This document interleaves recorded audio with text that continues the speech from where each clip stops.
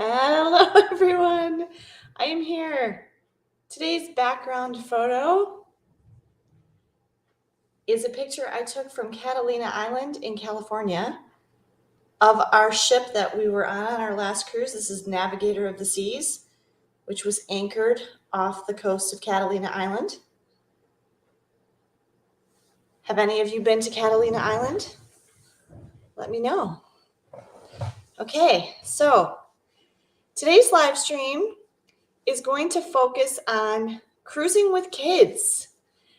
I think there's a lot of folks out there who would like to take a cruise with their families, with their children of whatever age, and they have a lot of questions. I have not found a great number of resources for people who want to cruise with kids. There's just the standard go on these cruise lines, which I don't necessarily always agree with, which ones they say and why, and I've talked about that before. But I've cruised a lot with my kids, and I'm going to come back to exactly my experience in a minute. But first, I want to talk about a couple of housekeeping things with my channel. So first of all, I would like to invite you and also put out a plea. If you would please consider subscribing to my channel if you have not already. If you are interested in cruising and travel content, I would really appreciate it if you would subscribe to my channel. I have slow, steady growth. I would like to see that growth be a little bit faster. So the more people that are subscribed, the more people, technically should get notified of the video, although very few people who are subscribed, I'll just tell you this is true for every YouTube channel there is, very few people who are subscribed have their notifications on. So they still don't get notified of the video, but it does help us if you have your notifications on and you're subscribed. Hi, Heidi. Thank you for joining. And then if you like this video or like this live stream, whether you're watching it live now or you're watching it later on, please be sure to give me a thumbs up. Or if I talk about something that's helpful to you or interesting or useful, be sure to give me a thumbs up. The things that really help a channel to grow and get get suggested to more people on YouTube so that it gets, more likely to show up in their browse and their suggested videos and things. The three things that help the most are for you to watch the video. That's the number one thing, is views. Views is how we make our money. Subscribers has nothing to do with how much money we earn. That's a common misperception. People think that channels that have lots of subscribers, that you have to have subscribers to earn money, and that's completely untrue. For example, my son and I both have channels. We started them at the same time 5 years ago. He has 15 times more subscribers than I do, but we make the same. So it doesn't have anything to do with how many subscribers you have. It's views. Views is how we make our money. So the number one way you can help my channel and other channels that you like is to watch the videos, please. The second thing you can do is to like or give a thumbs up to the videos. And the third thing is, commenting and sharing. Any kind of interaction with the video really helps us out with YouTube. So if you could please do those things for me when you watch my videos, and just watch my videos, I would really appreciate it. Thank you so much. Okay. The other thing I wanted to do is give you a couple of reminders of the other features on my channel that you might sometimes miss.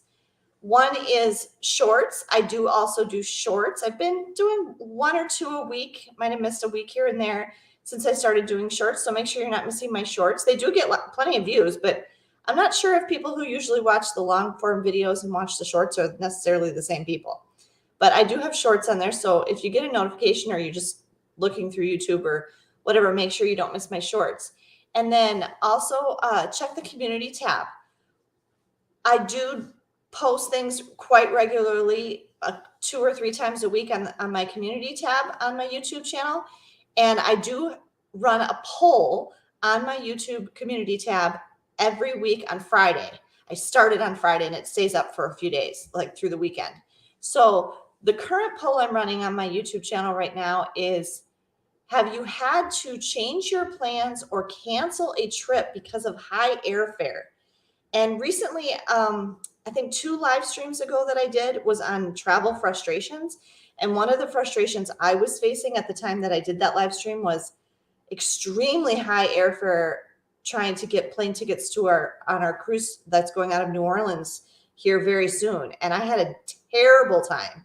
And some folks on that live stream were also talking about how they were having a really difficult time finding high airfare, both domestic and international. That the price of airfare right now is really, really high and expensive. So I'm curious, only about 8 people have voted in that poll so far, but if you have a second, go and vote in that poll. And I'd love to hear comments too. You can comment on the polls. How has it affected you? You know, have you had to cancel a trip? Have you had to change something? We had to do something really wacky for getting to New Orleans. So, and you'll be seeing that in the videos that'll be coming up. And then one more thing I wanted to say about housekeeping for the channel is I did start a Facebook page for my channel, for my business, Heather Travels. So if you're not already following me on Facebook, I would really love it if I could get some more followers on Facebook. I post something on Facebook every single day. So if you're not already following Heather Travels on Facebook, please be sure to follow me. And I share a lot. I follow a lot of different sources for travel news and cruising news. And I share a lot of the interesting articles on there that I find that I think are really interesting or important for people to know, as well as my own personal posts too about our family and our travels. So be sure you're following me on Facebook. There is a link on the About page on my YouTube channel, and there are links at the top right on my banner on my YouTube homepage. There are links there to my Instagram, my Twitter account, and my Facebook. So if you're not following me on Twitter, Instagram, and Facebook, I would encourage you to do so. I have quite a few Instagram followers, but not very many on Twitter. And I just started my Facebook page like in the last couple of weeks, so hasn't gotten a lot of exposure yet. So please go over to Facebook and be sure you're following me on Facebook.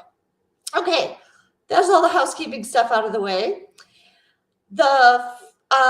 To talk about cruising with kids, I'm going to give you a little bit of background of my experience cruising with my kids. By the way, how's the sound? Can somebody let me know how the sound is? I've got my microphone here. Here's the trick with my setup here. I have to sit back a ways so that the camera is good, but then my microphone is kind of far away from me. So let me know if the sound is okay, if it's loud enough.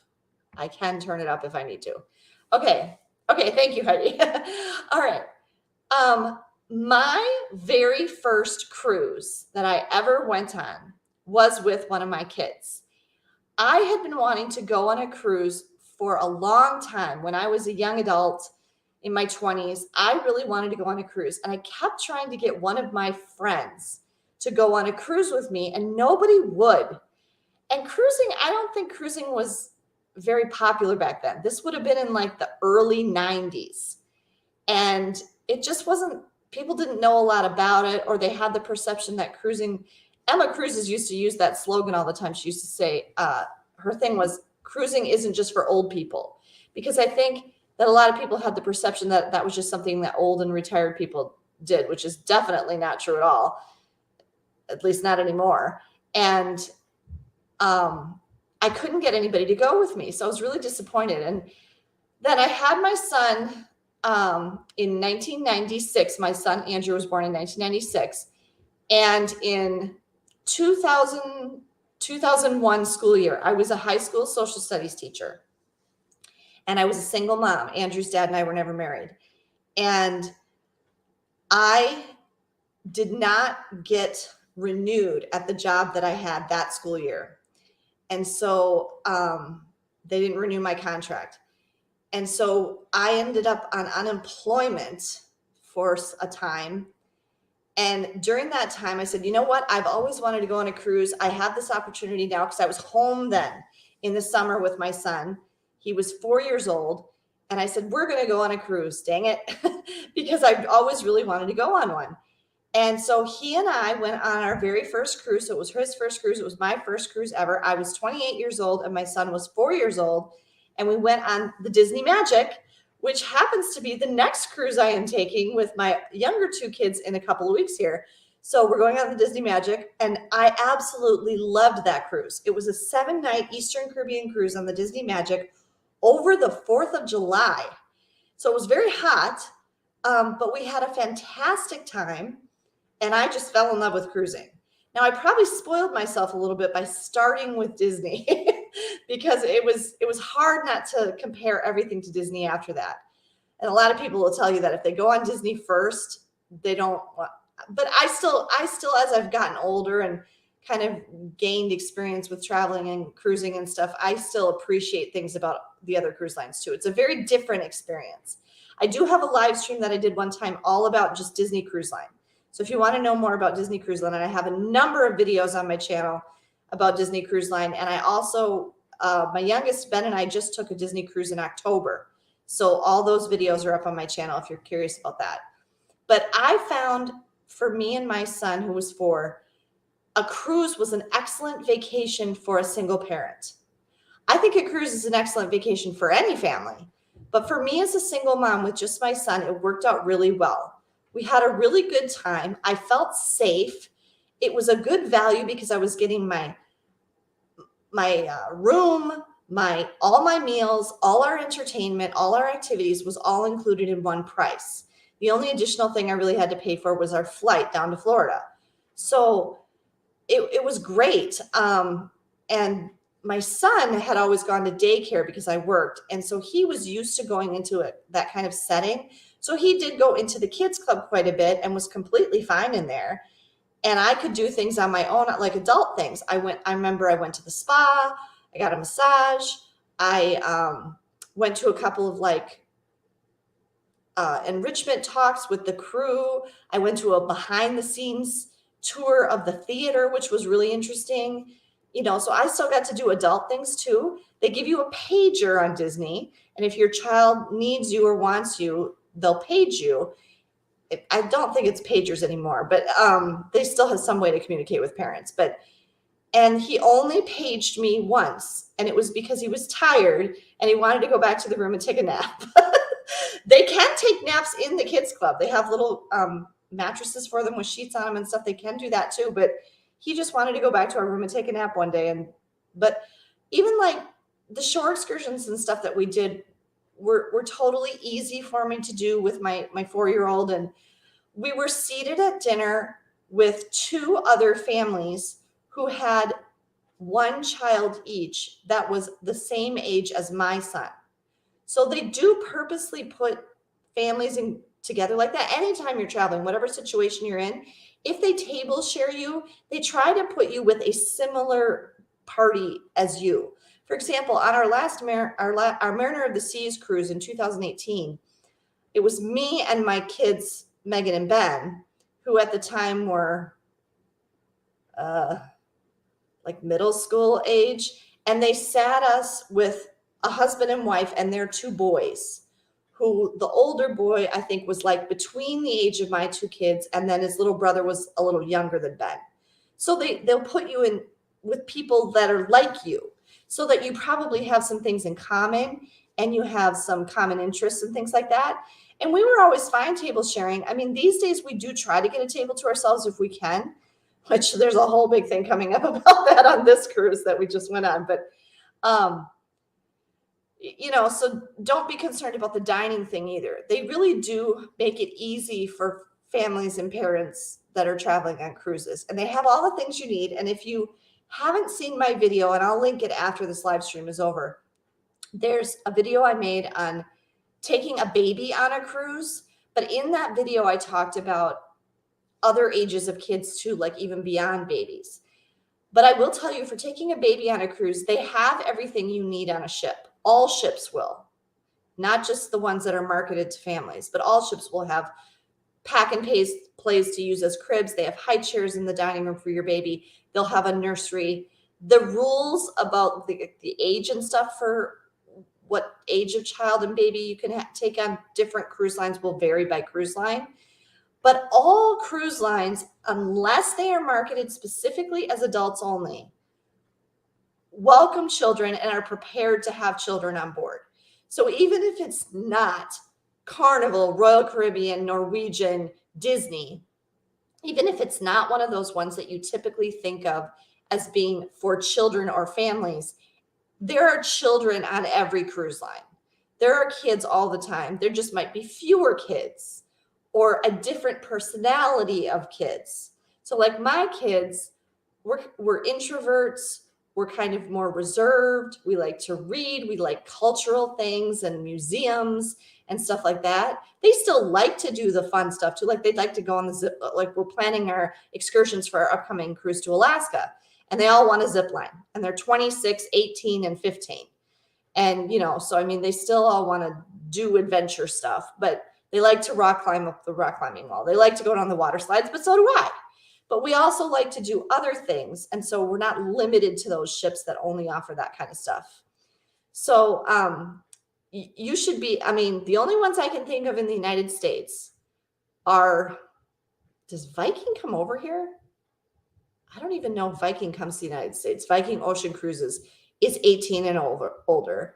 And Virgin Voyages is 18 and older. But that's it. Every other cruise line that cruises out of the United States, you can bring your kids. So don't limit yourself to just the ones that are marketed as being for families. Okay, going back to my history and experience with cruising with my kids. The next cruise I did was, I went on my honeymoon, and then, which was without kids. And then we did a multi-generational family cruise, which I have 2 of those coming up this year. We're doing one cruise with me, my kids, and my dad. He's going to Alaska.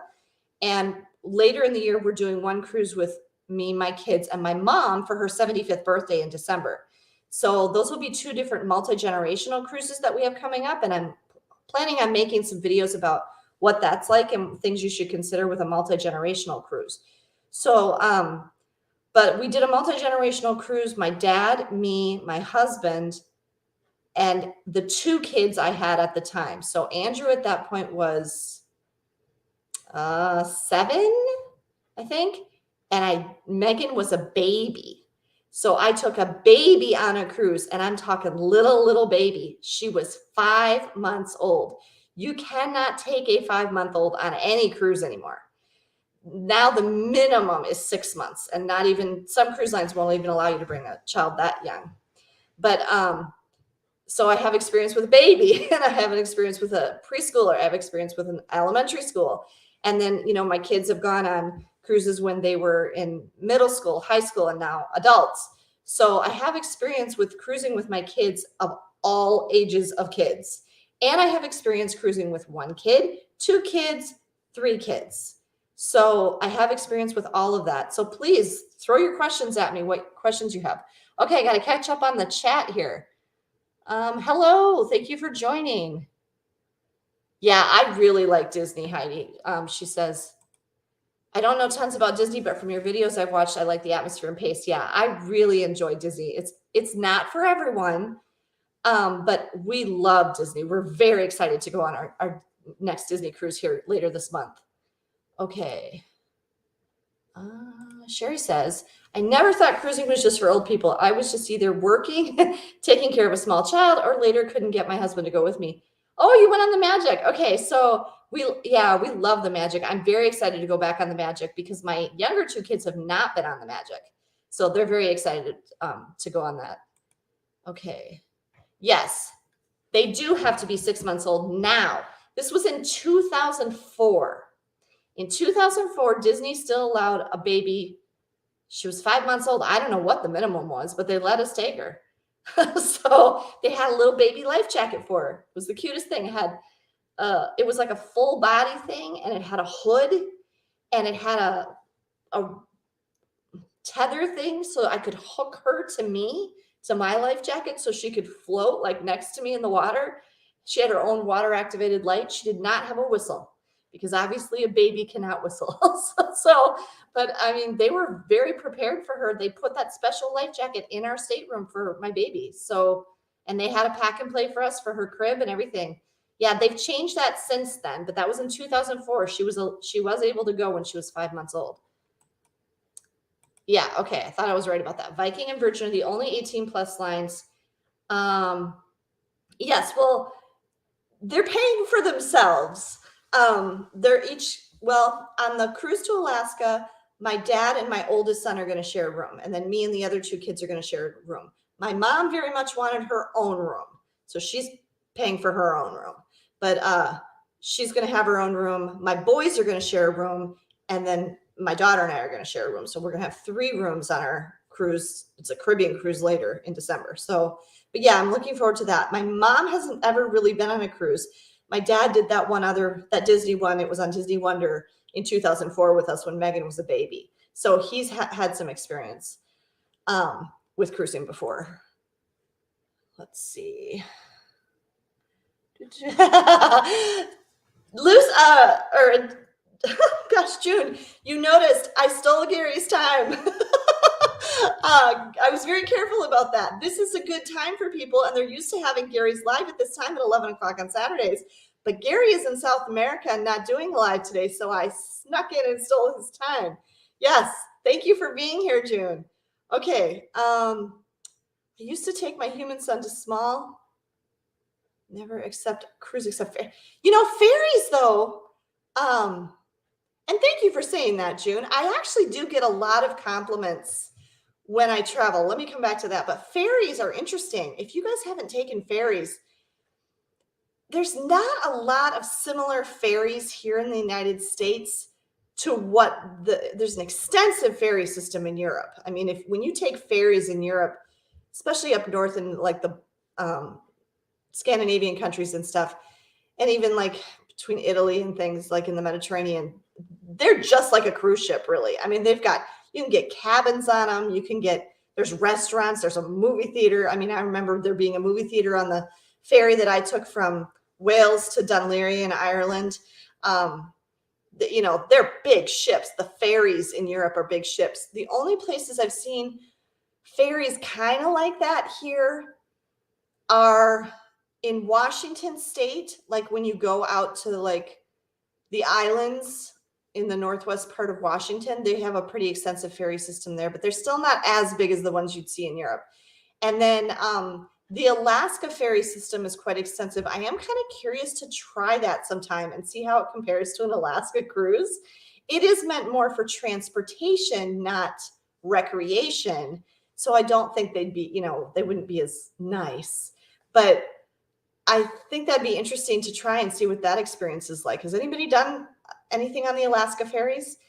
We do have here near where we live, I did a video of it a long time ago, 2018, I did a video about the SS Badger.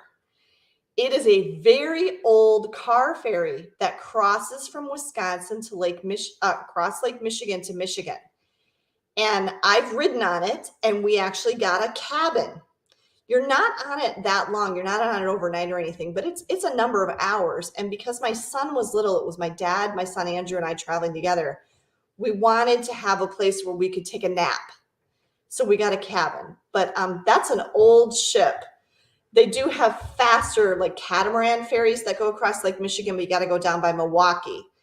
But that's an interesting experience.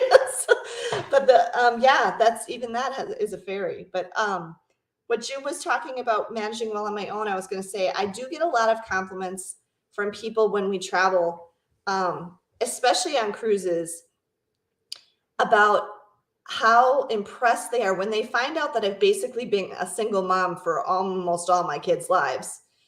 I was married for 11 years, but my husband was only actually present for 8 of those. And we were separated for 3 years before we got divorced. So, and he wasn't the most hands-on even when he was there. But so I pretty much raised all 3 of my kids on my own. And people are always very impressed with my kids. If you watch our videos, let me know. The wait staff and other people we table share with are like, oh my goodness, your kids have such good manners. They have very good manners. They're very respectful. They are not the kids that are running around crazy loose on the ship. They would never do anything like that. They're annoyed with the kids who do that. My kids are the ones that are like, oh my gosh, stop pushing all the elevator buttons. And even like when we travel, like when we fly, and when my kids were little, people would say, oh my gosh, your kids are so good on the plane, because I was super prepared. I was always very prepared with snacks and activities, and I kept them engaged, and we would read and we would talk about what we saw out of the plane. I was always a very prepared, organized, and present parent. So, I mean, I remember one time when I was substitute teaching elementary school music. I was substitute teaching for the elementary school music teacher who was out sick. And oh my goodness, I have so much respect for them because you don't realize they have to teach every grade every day. They do. So, one of the kids asked me or said to me, I was talking about something, I was sharing something that related to whatever song we were singing or whatever. And I was saying something about doing something with my kids. And this little girl raised her hand and she says, wow, you really do a lot of stuff with your kids. And I was really like, I'm like, yes, I do. And I always have. I've always done a lot of stuff with my kids and spent a ton of time with my kids and taken my kids everywhere. And I really feel very strongly about that you should take your kids. It's kind of like socializing a puppy. The more experience you can give your kids and the more things you can expose them to and the more situations and circumstances and environments, different countries, languages, the more stuff you can expose them to, the more experience they're going to get, the more knowledge they're going to have, the more prepared they're going to be to do something else. So I can't, recommend that enough. Take your kids with you everywhere and give them a chance to, experience things and learn how to adapt to different situations. My kids were such troopers on what was really kind of a challenging, difficult trip to Europe last year with the high extreme heat that we faced. That Eurostar delay that we faced going from Paris to London was a nightmare. People, much older people would have just completely melted down in that situation. And my kids handled that with such grace. And, you have to teach them what it's like to be in experiences like this. So take your kids with you and don't be afraid. Like, I think so many people don't want to take their kids because they're afraid their kids are going to misbehave. Well, I hate to tell you, but that's on you. Sorry to be a little lectury here, but that's on you. You've got to be a good example and a good role model. And the other thing, I guess, and this comes from teaching, is using positive language. I have a really good example of this I'm going to share with you. We were at Knott's Berry Farm in Buena Park, California. I was there with my dad and my little boy, Andrew, and my cousin and his wife and their son, who is the same age as my son. And the boys were running around in the plaza, like outside Knott's Berry Farm. And my dad and my cousin had gone to buy our tickets. I think they were up. And so it was just me and my cousin's wife. We were sitting there and we were chatting or whatever. And the boys were kind of running around crazy. And they were little, they were 3-4 years old. And she kept saying this, don't do that, stop, okay, that kind of thing. To her son, he didn't listen to anything she said. I said one thing. After I realized they were getting a little too far, I said, Andrew, could you come and please stay in these yellow squares? I need you to stay here in this part here. He's like, okay, Mom. And he did it. And that's what I mean. Use positive language with your kids. This is a huge parenting tip. And if you tell them what you want them to do, this is what I want you to do, or this is what I need you to do, that's what's in their head. I need you to, I've even done this. I need you to sleep on the airplane. I need you to sleep on the airplane. You need to sleep on the airplane. We're going to sleep on the airplane because otherwise we're going to be really tired when we get to Europe and we're going to be so tired. So it's really a good idea if we all sleep on the airplane. And then they do. And they're like, okay, we need to sleep on the airplane. And then they sleep. My husband stayed. This was when we took Andrew to London when he was 10. My husband stayed up all night on the plane watching one movie after another, and he just about died of jet lag. So, I mean, things like that. Just if you can tell your kids what you expect, what you want to see from them, it goes so much longer than just constantly like trying to correct them and say, no, don't do that. Stop doing that. And they'll be such good travelers because of it. And also if you can prepare them and tell them what to expect, this is what this is going to be like. This is what we're going to see here. And if you don't know, tell them you don't know. Boy, I really don't know. I don't know what that's going to be like. I'm a little nervous about it too, but it'll be okay. Let's just go into it together and see what it's like. And this will be cool. This will be an adventure. That's how we always approach it. Oh, this will be fun. This will be neat. Oh, look at what we get to see. Even if it's something weird or bizarre or maybe even a little bit scary, if you approach it with a positive attitude, like it's an adventure and an experience that you're going to have, and you're in it together, you shouldn't have any problems, really. Okay. I cannot imagine having a ferry with a cabin. Oh yeah, Chesapeake Bay Ferry. Yeah, that's another. Yeah, oh, the tunnel. Oh, Sherry, you know how I feel about bridges. That thing scares the bejeebers out of me. I don't know if I could ever do that tunnel bridge, the Chesapeake Bay Tunnel Bridge. We were over there 2 summers ago, and I could see it where we were, like Virginia Beach, is it? And I could see the bridge part. And I even talked to some people who had gone across it. And it was funny. The wife had driven and the husband was asleep. And she's like, actually, it wasn't too bad, because she said, because it's relatively flat. But yeah, I didn't think about what year was that built. I don't even know what year that was built. That's interesting, though. Okay. Yes, exposing your kids. I feel so strongly about that. Oh, your husband didn't like to oh, wait. Yes, that was mine too. My dad and I are big travelers, and my 2 people, my husband and my mom, were not travelers. I do not remember going anywhere with my mom or both my parents when they were still married, outside of Wisconsin. But then once they got divorced, my dad took us everywhere. My dad loved to travel, and he loved to travel by train. So my dad took us all over the place. We traveled like crazy people after my parents got divorced, because it's like my dad no longer had to take my mom into consideration. So he's like, let's go, kids, and we went all over the place. And the only other time, though, that I really traveled with my mom was we did travel some places. We went to California a couple different times, I think, when her parents lived out there. But that was because her parents lived out there and we were visiting them. But I did take my mom to Paris. My mom and I went to Paris and London together. It was when my son Andrew was 2, because I remember my dad stayed with my son, 2 or 3. And my mom and I went to Paris. And she says that was like one of the best experiences ever. The thing with my mom, and I even think a little bit my husband, it's like they don't know, and I think a lot of people are like this. They're intimidated by travel and they don't know what to do. And I don't think they know like how to start or how to plan it, or like how to take the first step in planning a trip or something like that.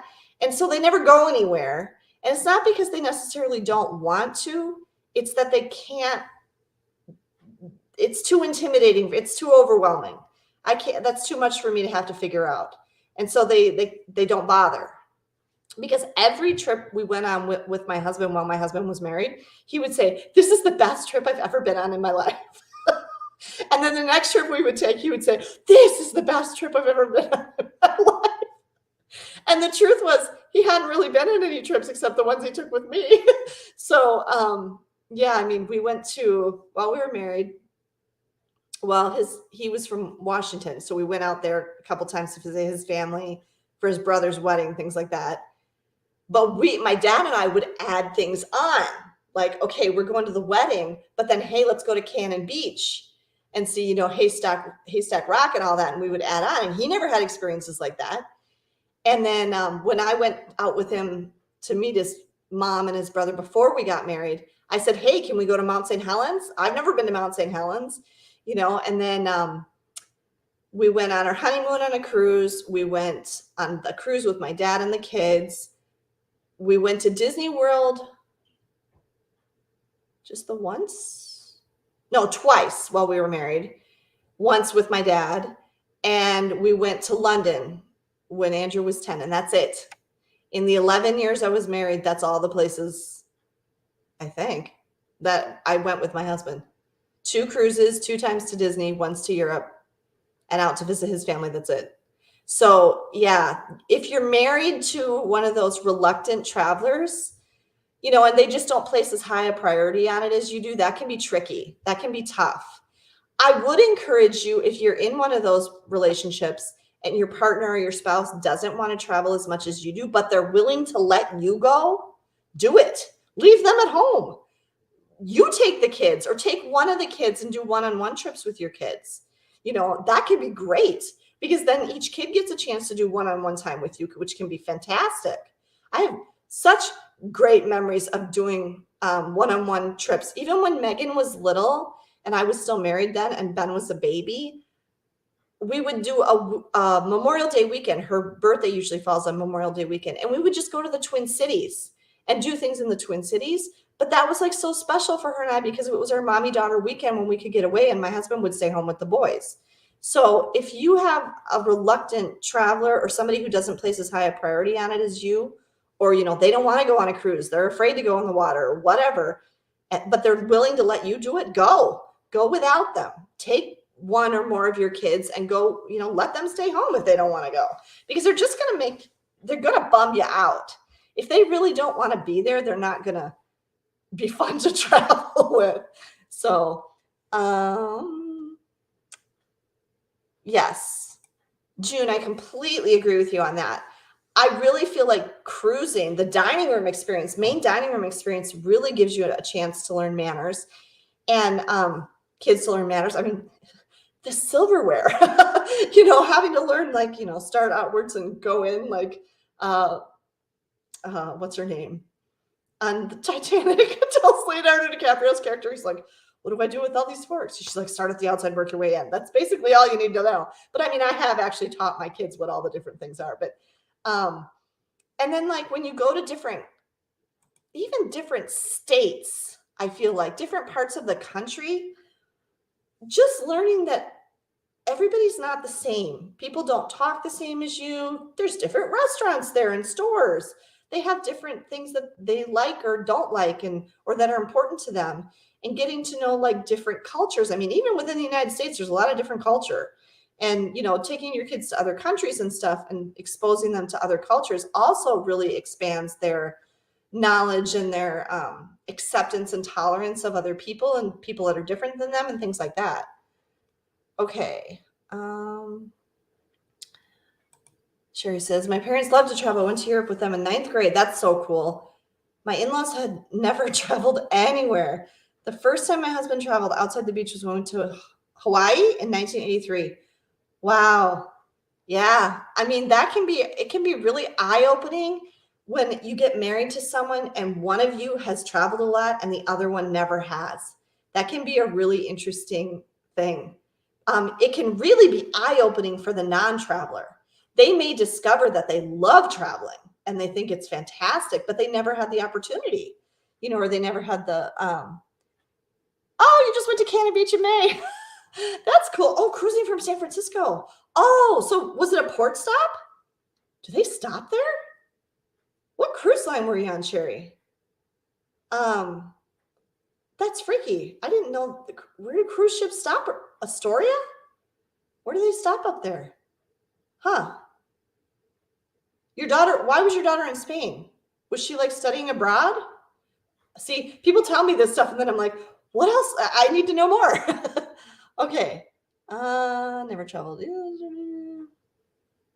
Indonesia. Oh, that's cool. My daughter and I also went to Indonesia in 1993 when she was 8. My dad worked there for 2 years. That's really neat. So you were going to visit grandpa basically while he was working there. That's cool. Yeah, having people in faraway places that you have an excuse to go, well, we have to go see so-and-so that is there. That can be a really good motivation for traveling, and also taking your kids traveling with you too, is if you have somebody to go see, and especially if they're not going to be there for very long. Oh, they're only going to be there for 2 years or 3 years or whatever, 4 years for college or something, or they're only going to be there for their study abroad. We should really go see them while they're there and take advantage of the fact that they're there. So yeah. Okay. Hold on. My daughter has been messaging me. I'm going to look on my phone. what she has to say. Oh, she's joining the live. Are you here, Meg? I wonder if she's here. I don't know. She might not be. Meg, if you are here and you have something to contribute about cruising with kids, what do you think that people should know about cruising with kids? What's something important to know? Oh, thank you, Sherry, for answering. Region 7 sees Astoria was the port. Okay, that was my guess. And yes, she had a semester abroad. Yes. I've been kind of thinking about that too. My daughter probably is going to do a study abroad in Japan. And Japan is just now reopening to cruises. And I've been thinking about that too. We would also like to go to Tokyo Disney. So I might use her being there as an excuse to do that or to take a cruise around Japan. Timing is always tricky though with her, with being able to, because she most likely will do a J-term study abroad like her brother did. My son Andrew did 2 J-term study abroads in January. And he went to all French-speaking countries. Well, then he went to Italy. But he did a traveling study abroad in American diplomacy, and he actually took the test to be in the foreign service. But then the pandemic hit, and then he ended up going to law school. So he still might do something like that. I'm not sure, but yeah, it can be tricky when they're not doing a full. My son could never do a full semester because he was an RA, and so he couldn't be gone that long. And my daughter probably can't do a full semester study abroad for a different reason, which I can't really talk about. So anyway, but yeah, it can be kind of cool if you can combine visiting one of your kids when they're doing a study abroad with some kind of travel too, before or after. Okay, so I don't know if Meg is here, if she has anything to contribute. I'm trying to think of something she might say. Going back to, I made a video one time about tips for how to get along with other people when you're traveling. And one of the things from that video just popped into my head as being a good tip for if you're cruising with your kids. And that is to make sure that everybody gets to do something that they really want to do. There can be a lot of different activities on cruises. And sometimes you might have to pick and choose because things are at the same time or, stuff like that. And so if you ask people what they, ask your kids ahead of time, here's the options on this ship, or here's the things with this cruise. What do you really, is there something you really want to make sure you do? I always go back to that time we were at Disney and Ben said as we were walking past Dumbo, Mommy, can we go on Dumbo? And I didn't hear him. And then like 3 years later, the next time we were there, he's like, Mom, last time we were here, you didn't hear me say I wanted to go on Dumbo. We didn't get to go on it. And I felt so bad. And so I want to make sure beforehand, I know if there's something they really want to do. I really want to do this, or I really want to eat in this restaurant, or I really want to go to this thing. I want to see this show or whatever it is. And make sure you get to that thing that they really want to go to. Because especially when you're kind of bombarded with choice on a cruise, you don't want somebody to miss out on the thing that they were most excited to do or to see. That's why I always think it's very important, especially when they're older, to involve your kids in the decision-making process. Like right now, just yesterday, I was trying to decide on a shore excursion for our cruise coming up here soon. And we were discussing it and which one of these should we do? And then we're also trying to decide on shore excursions for our cruise coming up to Alaska. So I like to involve the kids. What do you guys want to do? I got to ask all 3 of them, and make sure that everybody gets to do at least one thing that they really want to do. Sherry says, if Megan is here, she should tell us what she thought of her travels with you. Oh, Japan, that's cool. Yes. Oh, you're going on a Japan cruise. Cool. Yeah. I did 2 study abroads. My son did 2 study abroads. I expect that Megan will probably do 2 study abroads. I highly encourage you to have your kids do study abroad if they can. I did do a video way back a while ago, 2019 maybe, about study abroad. I lived with a family in Ireland in the summer between my junior and senior year of high school. And big Irish Catholic family, lots of kids. And they had me, they had a bunch of kids, five kids, I think. And they had me, a French student, and a Spanish student all at the same time. And we went to school. During the summer, we went to the local high school, a nearby high school that was closed for the summer.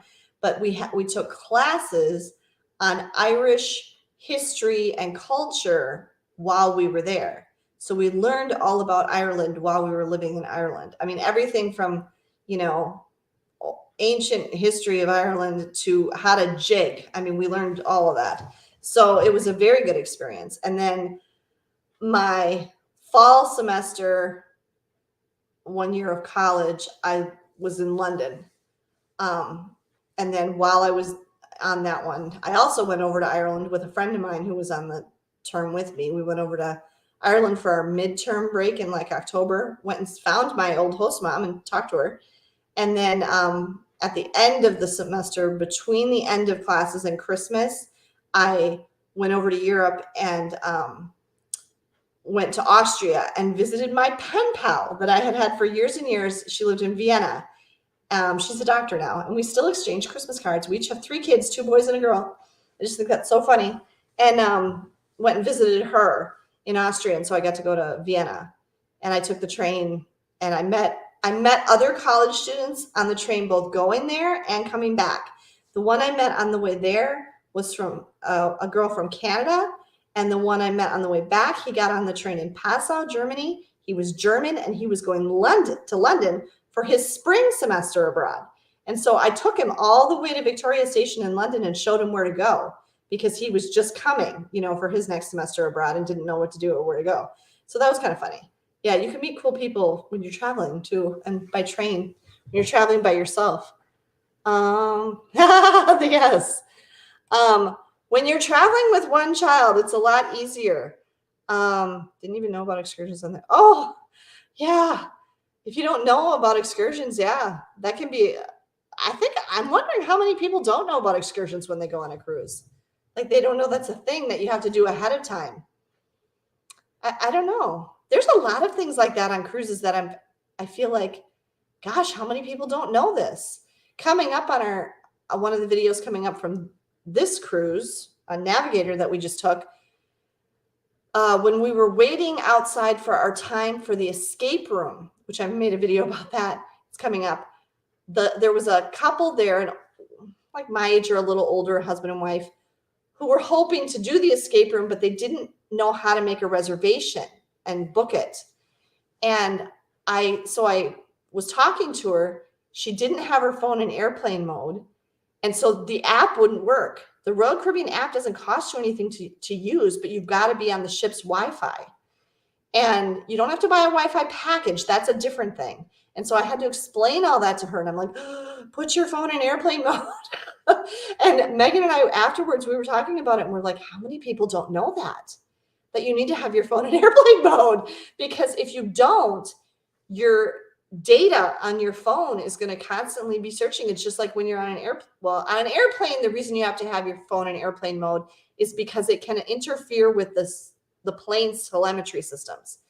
Just like how how a cell phone can interfere with telemetry in a hospital. I used to work in the EEG department at a hospital, which is electroencephal. It's the electrics of the brain, if you will. And we had to monitor for various different things, and sleep studies, carotid artery surgeries, scoliosis surgeries, Holter monitors, things like that. And we were doing like a 30-day Holter monitor, inpatient Holter monitor this one time. This person was having a real issue with syncope, with fainting. And we could watch the patient from our lab in their room, and we were getting a whole bunch of interference. And all of a sudden, my colleague, she pointed at the screen. She's like, that lady has her cell phone. And that was messing it up. It was messing up the instrumentation. So that's why you have to have your cell phone on airplane mode in a plane.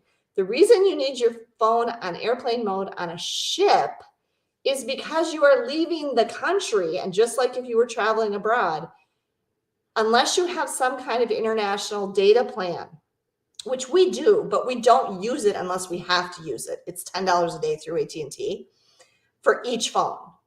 But we did not use it when we were in Europe for 26 or whatever days last summer, because I told the kids, don't use it unless you have to. Like, we're separated and you can't communicate with me at all. And then you have to call me. That's the only time you should use it. Because if you add it up, even 3 phones is $30 a day times 20. That's still hundreds of dollars, you know. So, but data, your data on your cell phone will continue to search and constantly be bringing stuff for your apps and everything. And you can have a huge cell phone bill when you get home if you don't turn your airplane mode on when you're on a ship. So turn your airplane mode on when you're on a ship. Even if you have the Wi-Fi package, if you buy internet on the ship, you will still not be able to make phone calls or send or receive texts. But do you really need to talk to anybody that bad? I mean, if it's your friends and family, you will be able to communicate with them through apps like Facebook Messenger or WhatsApp or whatever. So if you have the Wi-Fi package, and then like anytime you're at a US port, like when we were at Catalina Island on this last cruise, that's the United States. We could take our airplane mode back off while we were on the island and just use the regular, you know, the towers that were there, you know, so that's fine. But okay. Oh, this is so interesting. I worked on Costa Serena as a hairstylist for 8 months, but never been a passenger on a cruise. It seems fun, but I like the control of planning the details of my trip. Okay. Well, do you think that you wouldn't enjoy? You have control. I mean, you have to like being on a ship. You have to like being on the ocean. But yeah, I mean, I'm a control freak when I plan my travel. I don't use a travel agent because I like myself better than travel agents. So, I mean, I just have more, I don't like that they could have that much control over decisions and stuff for me. And I don't want to wait. I don't want to have to wait for them to get back to me and stuff like that. I'd rather just do it myself. But not everybody feels that way. A travel agent can be an excellent resource for you if you're going on a cruise. But a lot of people think I am a travel agent. And actually, I did interview for travel agent jobs before the pandemic, and then there was hiring freezes. So, but I don't think I would ever want to be a travel agent because it's so much time on the phone. And I hate talking on the phone. So, yeah, I could do it. I would be good at it, and I would know what I'm doing, but I wouldn't like it. And I also found out in that interview process, I had interviewed at a couple different travel agencies.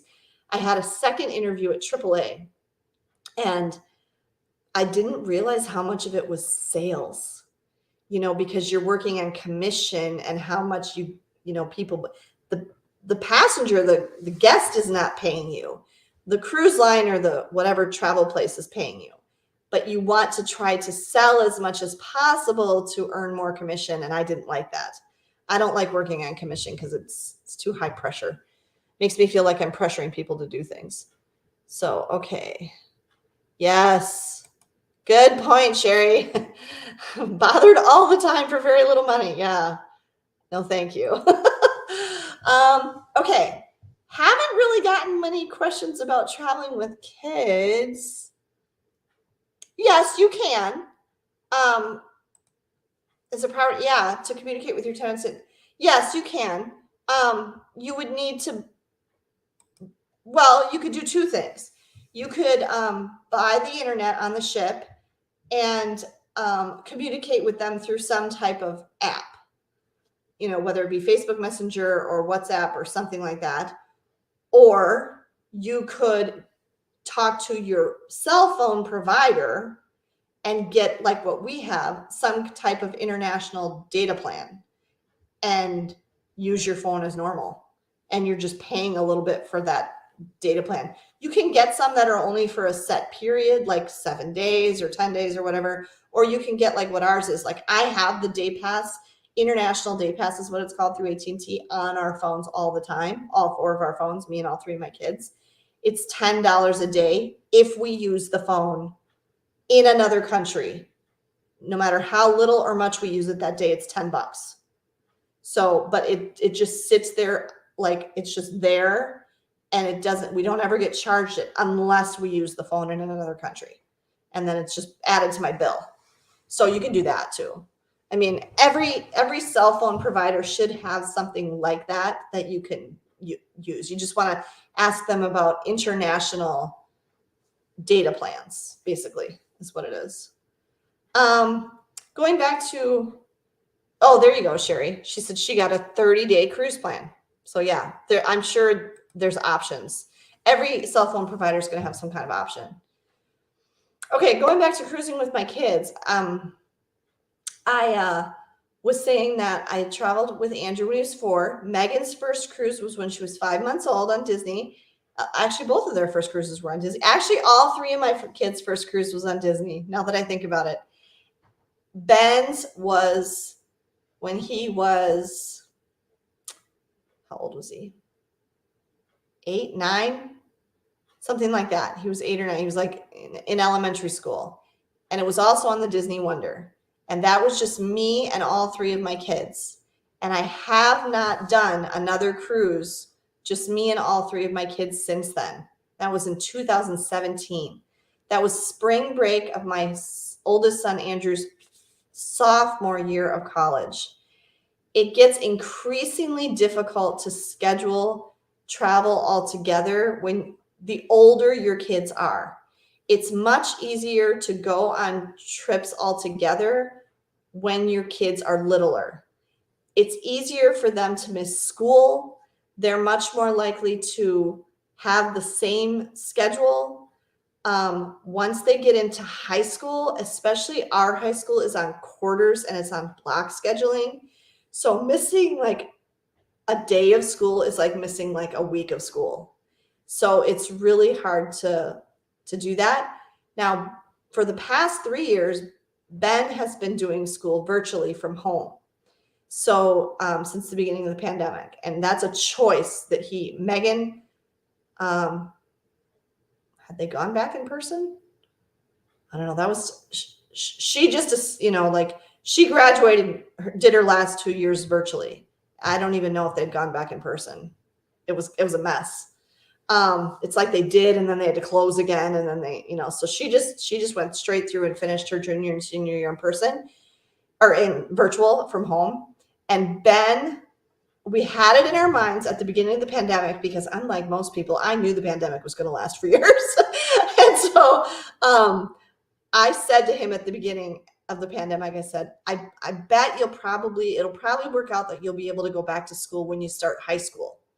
And when the pandemic started, he was in 6th grade. And that was exactly right. He could have gone in 9th or 8th grade, but we didn't feel comfortable with the situation with the pandemic and with how the school was and stuff like that. But he tried to go back to school in person at the beginning of this school year, and he went for a week and a day, and I pulled him. He was very uncomfortable in the setting at school. It's very crowded. It's a huge school. He was the only one still wearing a mask. He didn't know anybody anymore. Nobody talked to him.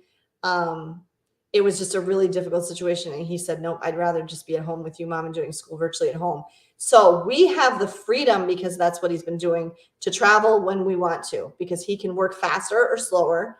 Like right now, there's still 3 weeks left of the quarter, but Ben's done. Ben's done with all of his classes for this quarter. So he's got a nice 3-4 week break here before he has to start his 4th quarter classes. So they can work at their own pace when they're doing virtual school. But when your kids are older and they're in school, that can get really tricky. Especially Sherry makes a good point here. He'll be in middle school and doing sports. It will be harder. Yeah. If your kids are involved in sports, or like it was for Megan was in theater, and she was not only in theater at school, she was in community theater a lot. She did many shows, and there was almost no time that Megan wasn't in rehearsals or in a show, sometimes more than one. And so we had to schedule travel. We didn't travel as much before. It's only been since, it's really kind of kickstarted, ironically, since the pandemic, that we've started traveling a lot more. And And that part of that freedom is because of how my kids have done school. So, but now that Megan's in college and Andrew's in law school, and they have totally, completely different schedules. I mean, they both technically have summer off and they both have Christmas off, but Christmas is a terrible time to travel. It's very, very, very expensive. Andrew doesn't want to be gone traveling or on a cruise over Christmas itself, which I probably couldn't afford anyway, because those cruises are crazy expensive. And then summer, Andrew really has to have and they're both planning, they have internships and things. So it does get really difficult to be able to do things with all of your kids. That's why I'm so excited about these 2 cruises we have coming up with my dad and then later with my mom, because all 3 kids will be on both of them. There was a point where we had changed something with Alaska and it was only going to be me, Megan, and Ben with my dad. And then we scheduled the cruise with my mom in December, and I felt so bad. I'm like, no. We cannot go on a cruise with all 3 of us, all 3 kids and me and my mom, and not do that with my dad. That would be totally unfair. So I changed the Alaska cruise again, and now we're all going. And my dad is just thrilled, because I think he would have been really disappointed if Andrew wasn't with us. So, and I would have been too. So yeah. Yeah, sports can really complicate it when you have kids in middle school, high school, and just their school schedules and things. But I made a video about that too, close to the beginning of the year, where I talked about my 8 best tips for how you can travel more. One of the things I said is use all those breaks whenever they're off school. Because for me as a teacher, that was when I was off too. Go somewhere, schedule something on all those breaks. That's, maybe you don't always want to do that, but most of the time, yeah. Have I ever been to Alaska before? No. I have been to all 48 contiguous United States except Alaska and Hawaii. I have not been to Alaska and I have not been to Hawaii. And I had this thing in mind that maybe I would try to go to Alaska and Hawaii 50 states before I turned 50. Well, I missed it because I'm 50 now. But I am going to Alaska this year when I'm 50, and Hawaii is on the list. So I can't decide if I want to just go to Hawaii or if I want to do a cruise to Hawaii. What do you guys think? Have you done either of those, and how did you like it? And have you done both? Has anybody done both? And if you did both, which did you like better? Leave it in the comments if you're watching this later. Yeah, those are the only 2 states I have not been to. I've been to every other state in the United States, multiple times. A lot of that thanks to my dad, who loved to travel by train. I've been all over the United States on trains. So yeah. Okay. Does anybody have any last minute questions? We didn't really talk about cruising with kids very much. I was hoping that there might be some folks on here that had specific questions about cruising with their children, but that's okay. Still a good conversation. If you're watching this live stream later, you weren't here for the live, and you do have specific questions about cruising with kids, would you please leave those in the comments below? I always answer everybody's questions that they leave in the comments. So even if you missed this live, go ahead and ask me your question in the comments below. So because we really didn't talk very much about cruising with kids, talked about a lot of other things, but leave me those in the comments and I will answer those questions for you. Okay. All right. Thank you so much, everybody that was here today. I really appreciate you participating in the live stream. If you enjoyed this live, found it interesting or helpful or anything at all, please be sure to give me a thumbs up. And again, if you have not yet subscribed to the channel, please subscribe if you haven't already. And again, make sure you're following me on Facebook, Heather Travels on Facebook, Twitter, and Instagram. On Twitter and Instagram, it's Heather Travels the World, but on Facebook, it's just Heather Travels.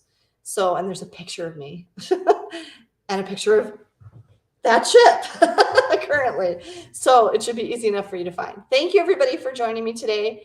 Kind of losing my voice, got to get some water. So I hope you all have a good rest of your weekend.